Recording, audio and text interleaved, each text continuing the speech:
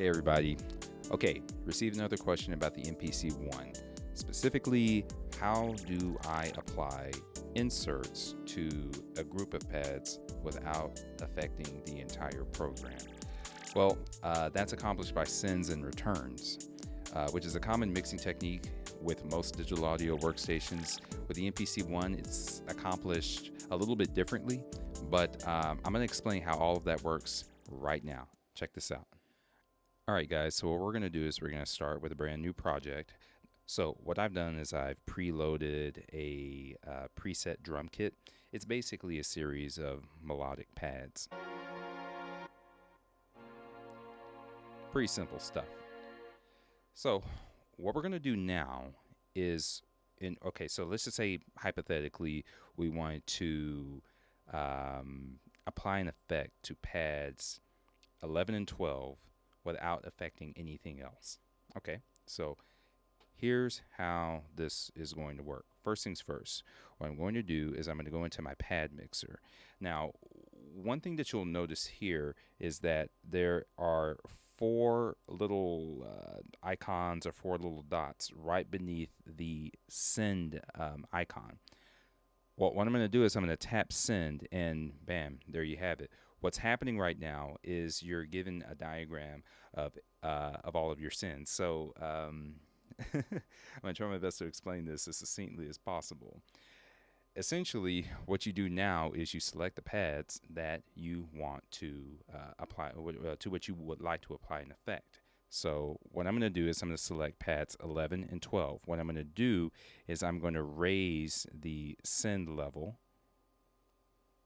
And again, all I do is just double tap and just raise the send level.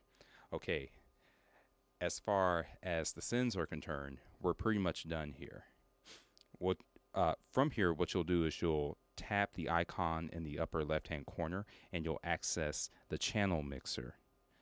All right, notice how in the upper left-hand corner the channel mixer is set to programs. Well, this time around, I want to set it to returns. Now notice how you have 4 banks of returns. These 4 return banks are indicative of the 4 send banks that we saw on the previous screen. I was on send bank number 1. So what I'm going to do is I'm going to apply an effect to return bank number 1. Let's make it something overt. Something that we'll be able to identify almost immediately. How about a flanger? Yeah. All right. Let's crank the rate up a bit. Let's crank up the depth so that way we hear everything that there is that we need to hear. Okay. So we're going to go back. All right. So that is what we've applied to return number 1. Okay, let's go back to main for a moment. Let's listen to pad 9, pad 10, and now pads 11 and 12. You'll notice that there's a deep flange effect on both of those. And there you have it. What we've done is we've applied an effect to 2 pads as opposed to the entire program.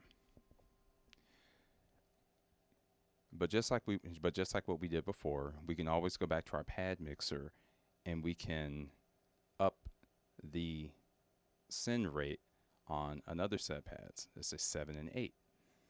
Okay, we can go back to main, and now pad 7 and 8 are affected. Also take into consideration that you have 4 groups of sends and you have 4 return banks. And there we have it. All right, guys, that pretty much does it for sends and returns. Not unlike anything else, it can be a little intimidating, a little bit confusing initially. I say that a lot, but it's true. It's true. These things are a little bit intimidating when you first try them. But at the end of the day, once you practice, once you utilize the technique time and time again, it becomes easier every time. Trust me on that. If you guys have any more questions, let me know in the comments. Otherwise, talk with you later. Thanks.